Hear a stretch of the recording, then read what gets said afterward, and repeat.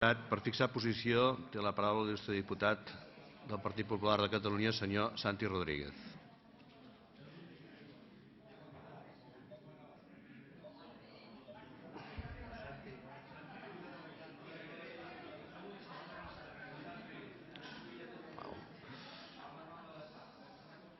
Sí, senyor president, senyors i senyors diputats. Una qüestió formal, senyor president. Si no tinc mal entès, estem en el punt número 15 que diu moció subsegüent a la interpel·lació sobre les polítiques de reactivació del sector productiu. És així, no? I estem debatent una proposta d'esmena transaccional que és la que ha defensat el senyor Fernández Teixidó. Perquè és que la intervenció del senyor Bertran no sé a cuento de què venia, perquè no tenia res a veure el que ell explicava amb allò que diu aquesta proposta de transacció. Perquè si votéssim allò que ha defensat el senyor Bertran, tingui per segur que nosaltres no li donaríem suport. Tingui-ho per segur. Tingui-ho per segur. Ja veu, senyor Teixidó, escepticisme. Escepticisme total. Amb tota la bona intenció que vostè ha negociat aquesta esmena transaccional per tal que la cambra es pogués pronunciar unànimement. I ho farem, fent un esforç, ho farem. Perquè al final la interpretació que li faran els grups que li donen suport al govern és la que jo li comentava aquest mateix migdia, que quan introduïm la paraula continuar fent no sé què, significa que continuaran sense enterar-se d'absolutament res. Com ens ha demostrat el senyor Bertran amb la seva intervenció, que no se n'ha enterat encara d'absolutament res. Aquest mateix migdia dèiem que no s'amagui el govern darrere d'una crisi internacional, que no s'amagui el govern darrere d'una crisi financera, que no s'amagui el govern darrere d'una crisi del sector de la construcció.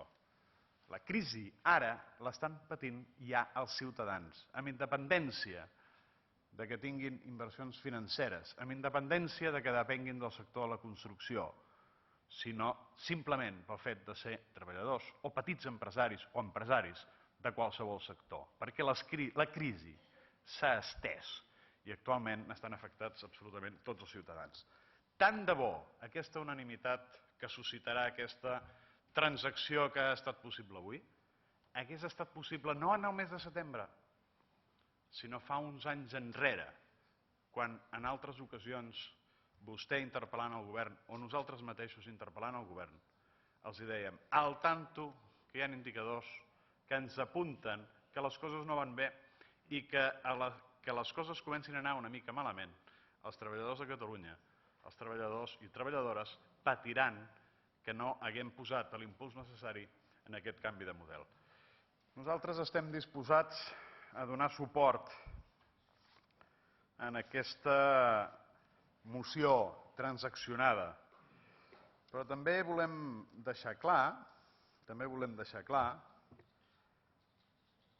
que ho fem perquè creiem que és bo que hi hagi unanimitat, però no unanimitat per exigir a l'estat espanyol o no sé qui. No, si és que la moció tampoc no diu això. Diu demanar o instar el govern de l'Estat a desenvolupar un pla específic de rescat pel sector de l'automoció, tant de bo.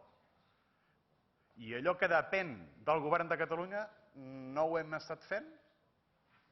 Que era preocupar-se pel sector de l'automoció o preocupar-se pel sector textil o preocupar-se pel sector de l'electrònica de consum, com fa ja masses anys que estem reivindicant des d'aquest faristol?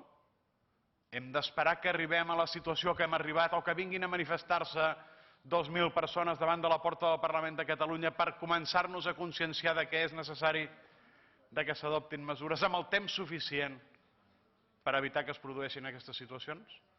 Això és el que lamentem i per això som escèptics davant dels acords als que avui podrem arribar i serem capaços d'arribar, perquè ja han vist vostè la interpretació que en fan els grups que donen suport al govern, respecte d'aquells acords que podem prendre. Fan la seva interpretació particular, fan la seva interpretació partidista, fan la seva interpretació política i ara potser seré agosarat, però em dóna la impressió que poc els interessa o els importa allò que passa de portes enfora si no va en benefici de les seves pròpies idees polítiques.